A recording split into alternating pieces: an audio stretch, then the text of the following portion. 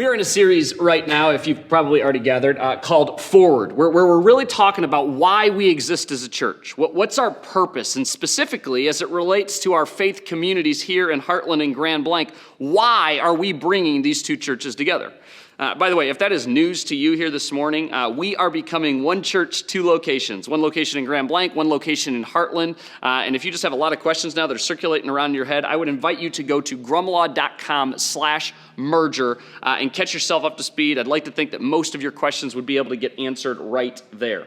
So throughout this series, what we're doing is we're kind of peeling the curtain back and sharing with all of you, hey, here's where we are headed as a church.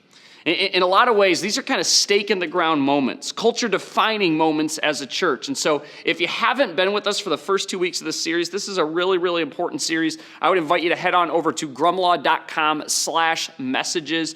Catch yourself up to speed there. You can listen to the messages there. You can watch the messages there. Or as always, you can find us under Grumlaw Church wherever it is that you happen to grab your podcasts. As we look towards our future, as we look forward, see what I did there? Well, what we're speaking about today has the opportunity to completely change your relationship with the local church, how you view the local church, the value of the local church, and specifically your role in the local church. I'm going to direct our attention this morning to a book that we find in the New Testament, kind of the second half of the Bible, called John. John is actually one of the 4 biographical accounts of the life of Jesus. What's so great about the gospel according to John is John was actually one of those guys who spent virtually every waking moment with Jesus. He was with Jesus in the flesh. He didn't just hear about this stuff. He actually witnessed this stuff firsthand. I want to invite you right now, wherever you're watching from right now, whether you're in your living room or your bedroom, go and round up, find that Bible wherever it might be in your house. If you don't have a Bible, I would challenge you to actually download the YouVersion app. This is 100% free. It's for Apple devices, Android devices, has like all the different translations there. There's awesome reading plans in there. Again, you have my word. I actually want you to pull this thing out, like follow along with us. I'm telling you, there's such a value in spending that daily time with Jesus and allowing the scriptures to actually speak to you. Now, a little context as to what we're going to be jumping into here this morning. The end is near for Jesus at about this time where we're going to be picking up this story. His earthly ministry, which only lasted about 3 years, it's kind of approaching that grand finale where, spoiler alert, Jesus ends up getting killed, but 3 days later he rises from the dead. And here where we're going to be looking in John chapter 13, we get a glimpse into one of Jesus' final acts with his 12 closest friends. Those 12 guys whom he spent so much time with during his time on earth. From this point forward, things start moving really, really quickly towards his death. So Jesus' time on earth coming to an end, and he knows he has a very limited amount of time remaining with his closest friends. And watch what he decides to do with some of those final moments with his closest friends, with those 12 disciples. In chapter 13, verse 3, it says this: Jesus knew that the Father had given him authority over everything. He was well aware that he had authority literally over everything, and that he had come from God and would return to God. This cannot be just a coincidence that John puts this in here. Because the act that comes after this could not stand in more stark contrast to this statement, and it completely undermines what every single one of us intuitively understand about power and authority. See, everything that our world teaches us, everything that you instinctively long for, it goes something like this. More authority results in more power, which then makes you more important, and ultimately there are more people who are available to do your bidding. I want more authority so that I have more power, because when I have more power, I'm more important. In turn, more people are available to me. More people pay attention to me and are available to do my bidding. I get closer to the center of the universe for more people. More people depend on me. You maybe have never thought about it necessarily in these terms, but this is universally wired in every single human being on the planet. Now, it manifests itself in different ways, but we all naturally drift in this direction. It's why our society holds celebrities in such high esteem. It's why 4th graders, when you ask them what do they want to be when they grow up, they say things like the president or a doctor or an astronaut. None of those little kids look back at you and say, I want to be an hourly employee at Little Caesars. It's why you, without ever really even having to think about it, you just instinctively want the promotion. It's why my 4-year-old has a meltdown where her little brother won't pay attention to her suddenly impromptu fashion show. It's all about us. We want more authority. We want more power. We want more importance. We want more attention because that means we'll be able to leverage more authority for the benefit of ourselves. See, when John comes along and he makes this statement, Jesus knew that the Father had given him authority over everything and that he had come from God and would return to God. We anticipate, because of everything that we've been learned, because of everything that we've been preconditioned to understand, we anticipate that the next line is going to read something like this. So he demanded his disciples feed him his meal, bite by bite, then do his laundry, clear the table of the dirty dishes, and prepare his bath, right? Because that's what you do when you get more authority. You exercise it. You put your subjects to work for the benefit of you. You worked hard to get to the top, and now it's time to take advantage of your subordinates. They are available for you to make your life easier, to make your life better. But Jesus comes along, and he flips this entire paradigm upside down. He knew his authority. He knew his power. He was well aware of his importance during his time on earth. He was very aware of his standing in the order of the universe. He was fully aware that on a universe org chart, he stood alone at the top. And what I love about what happens next is that Jesus doesn't just make some grandiose order-reversing statement.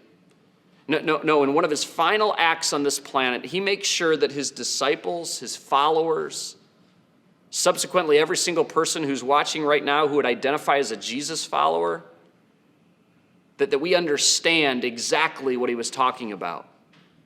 He wants to make sure that every single one of us listening, every single one of us watching right now understand just how far this goes. One more time with verse 3. Jesus knew, he was well aware that the Father had given him authority over everything and everyone, and that he had come from God and would return to God. So he got up from the table, took off his robe, wrapped a towel around his waist, and poured water into a basin. And the disciples are watching in utter disbelief at what they fear is about to go down. They're whispering to each other, he isn't about to do what we think he's about to do, right? They're getting squirmy. They're starting to feel uncomfortable. They're starting to feel convicted. They can barely watch. But then what they were hoping wouldn't happen, it did. See, Jesus doesn't just make some grandiose statement about authority in the kingdom of God. He shows them exactly what it looks like. The unthinkable happens. Then he began to wash the disciples' feet, drying them with the towel he had around him. Now, very practically speaking, this is just nasty. Because feet back in that day, they were quite a bit dirtier than they are here in probably 21st century America. There's no paved roads, it's all dirt. Animals are traveling on the same roads as humans, in fact, all the time, along with all of their deposits. No closed-toed shoes, sandals, bare feet, that's the norm. This was something you either did yourself because you were too embarrassed to let somebody else wash your feet, or the lowliest of servants or a slave was the one to take on this task. Certainly not a job for the person who was at the top of the food chain, who had authority over literally everything and would soon be returning to God. Again, y'all, don't miss this. It's not an accident that John writes just before this that Jesus had authority over everything. He wanted the readers of his account of the life of Jesus, you and I very much included, to try and wrap our heads around just how ridiculous, just how appalling this would have been. Jesus' disciples, they're watching this go down, and they're having flashbacks to those moments where those same hands that are now washing their nasty feet were the same hands used to open blind eyes, to heal lame legs, to multiply enough food to feed the masses. Countless miracles. So many people healed with those same hands. And now these hands were scrubbing their disgusting feet Peter, one of the 12 disciples, he responds much like I think a lot of us would have responded. When Jesus came to Simon Peter, Peter said to him, "Lord, are you going to wash my feet?" He's looking at Jesus going, "You're not about to do that to me, right? I mean, I'm not worthy. Jesus, I cannot let you do this. If anybody should be washing feet, it should be me washing yours. This is completely out of order." And Jesus replied, "You don't understand now what I am doing, but someday in the not so distant future, you will." "No," Peter protested. "You will never, ever wash my feet. Jesus, I cannot let you do this." He was responding much like I think a lot of us would have responded. See, Jesus, again, he's completely messing with what every single one of us intuitively understand about authority, about power, about influence. It's all completely backwards. Jesus replied to Peter, "Unless I wash you, you won't belong to me." Peter, unless you allow me to do this, you won't belong to me. You cannot call yourself one of my followers. He's going, that there is a new way of doing things in my kingdom. Your former hierarchy of getting more power and more authority for the benefit of yourself, we are done with that, Peter. Jesus is not mixing words here. He is quite plainly saying, you cannot call yourself a follower of Jesus and ignore this. He's looking at all of us saying, this is central to what it means to follow me. He is the king who came to reverse the order of things. He took everything that we thought we knew, that we intuitively understand about power and authority, and he completely flipped it upside down. And he didn't just talk about it. He shows us just how far this goes when he got down on his knees and he washed his disciples' nasty feet. A couple of verses later, he says, "You call me teacher and Lord, and you're right, because that's what I am." He goes, "I understand who I am. I know that I'm Lord over all the earth, and since I, your Lord and teacher, have washed your feet, you ought to wash each other's feet. I have given you an example to follow. Do," he says, "do as I have done to you." See, Jesus could have just as easily told a story as he often did. Jesus was famous actually for telling all these different parables. He could have told a parable about serving one another. But he wanted to make sure that this stuck. He wanted to make sure that all of us have this imagery burned into our brains. He could not have been more clear on this. This is central to what it means to be a follower of Jesus. He does not just suggest this, he commands it. He says right here, do. The way of the world, what we intuitively understand about authority, again, it's more authority and more power and more important. And then you have more people available to do your bidding. You have more influence, more opportunity to exercise that authority. And Jesus says, in my kingdom, we are done with this. And if you ever get to the point where you think you're somehow more important than the you next to you, remember Jesus says, I got down on my knees and I watched your gross, callus-ridden, nasty, disgusting feet. In those moments when you're really tempted to think that you're something special, remember that you will never be greater than your master, and he got down and washed some feet. In this new that Jesus introduced, he's going, I'm not denying this. There's going to be more authority, and with more authority, you'll have more power. And as you get more power, you'll have more importance, and you'll have more influence, but all that means is you have more opportunities to serve. More opportunities to serve those around you, to show Jesus to those whom you have any level of influence over.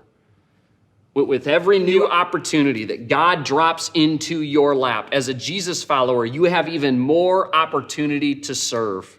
You have even more opportunity to leverage your authority for the benefit of those around you rather than you. Now, as already mentioned, and as Jesus clearly states, if you call yourself a Jesus follower, honestly, y'all, this really, what we see right here, this isn't even an option. But if you're new to all this, You're just kind of beginning to explore. You get to pick and choose if this is ultimately something that you want to do. But for just a moment here, allow me to appeal to some of our more innate sensibilities. Is this, what we see here, backwards from everything that society teaches us? You bet. Does this come natural to a single person on the planet? Not a chance. But is it worth it? Absolutely. Whether you would call or identify as a Christian or not, you would be wise to start living your life this way. Let me give you a couple examples of what I mean. To all you married couples out there, think about the marriages that you admire most. Are they the ones where the husband lords over the wife? Where the wife is constantly belittling and disparaging her husband? Of course not. No. Universally, the marriages that you admire most are the marriages where the two constantly serve each other, where the one person is putting the needs of the other person ahead of their own, that they're treating marriage as it should be treated, as a submission competition. Those in the workplace. What is it that makes a healthy work environment? Is it just more money, nice office chairs, a cool workspace? Part of it, but probably not. Did you admire the boss who's constantly yelling and treating the employees like lesser human beings? No. Doesn't matter how much you're making there. Universally, we want to work for people who show up to work each day thinking, how can I serve my employees and make their lives better? Universally, even though we all acknowledge that this is so much easier to talk about than actually do, Christian or not, when we see this type of behavior, when we see this type of humility and others first focus played out in real life, we admire it. We want more of it. Jesus doesn't just ask us to live this way because he's trying to complicate things or because it just kind of sounds nice. No, this is yet again another area where he's going, if you would just trust me on this. Even though it goes against basically everything that comes natural to you. It won't just be better for you. It'll be better for everyone around you. For those of you who are watching right now, and you're just kind of new to this whole church thing, this might be new to you, but Jesus has your best interest in mind. Jesus is for you. He knows that this right here, it leads to a better life, healthier marriages, healthier dating relationships, better parents, more cohesive workplaces. It's not simply different, y'all, it's better. Now, with the little bit of time that we have left here together this morning, I want to make this really, really, really practical. Give you some ways that you can not just simply be hearers of the word, but doers. Jesus has actually a lot to say about that as well, but that's probably another topic for another day. First, allow me to speak very openly with no intent to hurt anybody's feelings, and I'm certainly not trying to be passive-aggressive in any way, just kind of direct and open. All you type A personalities watching right now, you will appreciate this. Throughout the year, both at Grumlaw and Venture, we give you opportunities that we organize as a church for you to come out and serve in our community. That there is no tangible benefit to Grumlaw, there is no tangible benefit to Venture. It is just a way for us to just kind of symbolically say, hey, we're going to be the hands and feet of Jesus. We're just going to serve our community because our community needs people who are this selfless. And when we have these signups between the two churches, Melissa Miller, who's our Connect Groups Director, Life Groups Director, she recently shared this. Between both churches, we have about 1,500 people that would call this place their church home. And when we give these opportunities, typically, we see anywhere between 10 to about 30 on the high end, number of people that actually show up and serve at these events. If you're doing the math, let me help you out. That's not very good. I refuse to believe that this is going to be the reputation of this church for all of time. I'm believing that this culture is going to flip because we are falling more in love with Jesus, and Jesus so clearly asks us this of us. One day in the not so distant future, Venture and Grumlaw will be known as a church that recklessly serves this community when opportunities are presented. That we as a community, we find ways to say yes rather than no. Because candidly speaking, most of the excuses that I hear from people, and some people just feel they need to explain it to me, that as to why they can't come to that serving opportunity, most of the excuses I hear are valid. Frankly, it's just a matter of priorities and taking the words of Jesus seriously. I don't think you're lying to me when you tell me that you already had plans to go up north. I'm just saying you've already went up north 15 times this year, and maybe this is a good opportunity to say no to what you want so you can say yes to what Jesus asks. I believe you when you say that your kid has a baseball game that day, but call me crazy. It might be a stronger life lesson and a well-placed stake in the ground moment for your family when you say no to baseball. He's not going pro, by the way. So you can say yes to your family, selflessly serving others. So in that vein, Grumlaw Church, we think we have a pretty incredible serving opportunity for all of you. I'd invite you to visit right now, rebrand.ly/Franklin Ave. It's almost like the timing of this was planned. Saturday, November the 7th, from 9 to 12, only 3 hours. A bunch of us are going to be headed up to Franklin Avenue Mission. For those of you who are not familiar with Franklin Avenue Mission, this is a mission up on the northeast side of Flint. Literally one of the most impoverished zip codes in the entire United States, and Franklin Avenue Mission serves that community so well. They just basically have a bunch of hands-on projects that need to get completed before snow starts falling. And so I'm just asking you as your pastor, I'm asking us to actually, again, be just not just listeners, not just hearers of the word, but doers. I want to challenge you to visit rebrand.ly/Franklin Ave and sign up to serve right now. Let's blow the mission away like we never have before, because so many people show up to serve. And I'll just say, kind of candidly speaking, these days, y'all, they're a lot of fun. I know intuitively it doesn't sound like it would be, but they're a blast. It's not like some house project that your wife made you do where you're kind of cursing under your breath the whole time. It's actually a really good time. It's a great opportunity to meet other people and, again, selflessly serve other people, do something that has no tangible benefit to you. Now, secondly, every single one of us, Christian or not, we have an opportunity to practice what Jesus advocated for, what he demonstrated, what he commanded us to follow through the local church. But the problem is that for most of us, we hear the word church and we think building.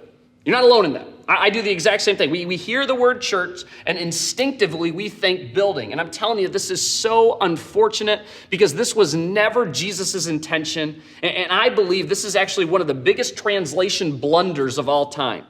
Allow me to teach you a little bit of Greek here to illustrate what I'm talking about. The word that we get our English word church from, it actually comes from a Greek word called ekklesia. And ekklesia, as you can see here, literally translated, means community, means congregation, assembly, gathering of people. In other words, not a building. And here's what's so great about this. You, as in every single one of you watching right now, you have been invited to play a role in the local church. Within this community. Even if you don't consider yourself a follower of Jesus, you'll hear me say this all the time, you can belong here long before you believe, long before you embrace everything that we're talking about here on Sunday mornings. You have an opportunity through the local church to serve in the way that Jesus was demonstrating when he washed the feet of his disciples. And here's what's so good about this, and in fact, it gets me so giddy that I just kind of want to dive into your living room right now. When you throw yourself into the life of the church, when you move beyond just attending to serving and giving of your time and your talents and your treasure here, that this becomes a whole lot more than something that you just do for an hour on Sunday mornings. This becomes so much more meaningful than something that may or may not entertain you for an hour each week. See, when you invest here, when you serve here, the local church takes on an entirely new meaning, and the impact it has in your life and the lives around you, it intensifies in ways that you will not understand until, well, you serve. No longer do you show up here for what's in it for me. You're showing up here because you want to. You feel compelled to. You, in fact, cannot believe that the God of the universe has invited you to play a role in his redemptive plan for the world. That this becomes an I get to rather than an I have to. Some of you watching, I have no doubt, you've literally wondered yourself, what's so great about church? Why do people care? Why would anybody get excited about church? It's because those people that you're referring to, they've made that move from attender to owner. They've jumped off the sidelines. They've discontinued treating church like going to the movies. And they began investing themselves in the life of the local church. They've figured out what so many have figured out before them, that it's not just good for the church, it's not just good for them, it's best for everyone around them, which probably shouldn't surprise us, considering this is exactly what Jesus did for every single one of us. And so right now, I want to invite you, I want to challenge you, but again, more than that, just again, I want to invite you to play a role in what God is doing through the local church. And so right now, literally what's going to happen is a 1-minute timer is going to pop on the screen. There's going to be a couple links on there. One is an opportunity for you to serve, again, the community around us. And then the other one is that opportunity for you to actually sign up and serve here. Grumlaw Church, if you haven't heard about this yet, we are going back in person on November the 22nd. And obviously, we can't pull off Sunday mornings without so many of you. So I'm going to invite you into that right now. 1-minute timer, give you that opportunity to visit those links and sign up right now. Please don't use this as a chance to go get coffee. Please don't use this as a chance to go use the restroom. Actually, go to these links right now. You have been invited into what God has initiated, what God has orchestrated.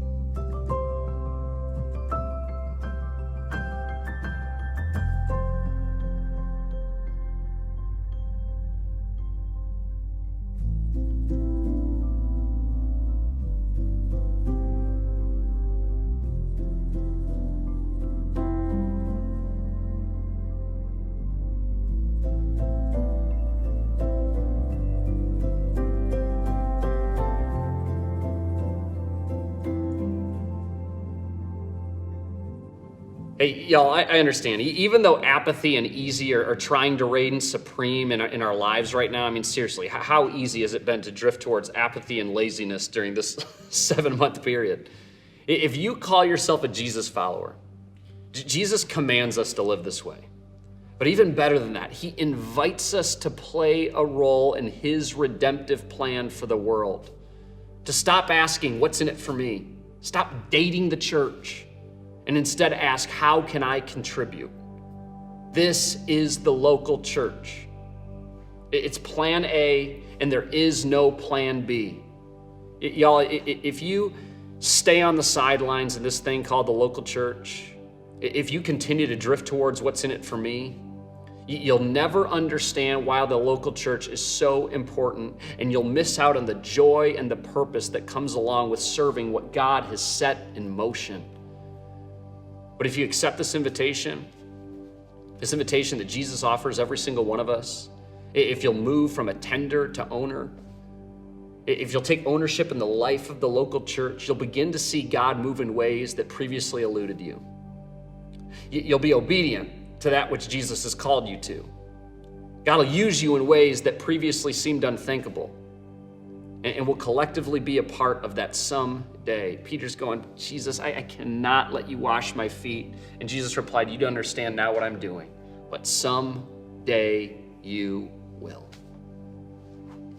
To all of you watching, we are that someday. Because not only did Jesus demonstrate this type of service when he washed his followers' nasty feet, he punctuated it in a way that we will never be able to fully comprehend and appreciate when he died on a cross for every single one of us. That's what authority and consequently service looks like in the kingdom of God. And Jesus has invited every single one of us to play a part in that, in his redemptive plan for the world. Let's not miss the opportunity, the invitation sitting in front of us to move from a tender to owner.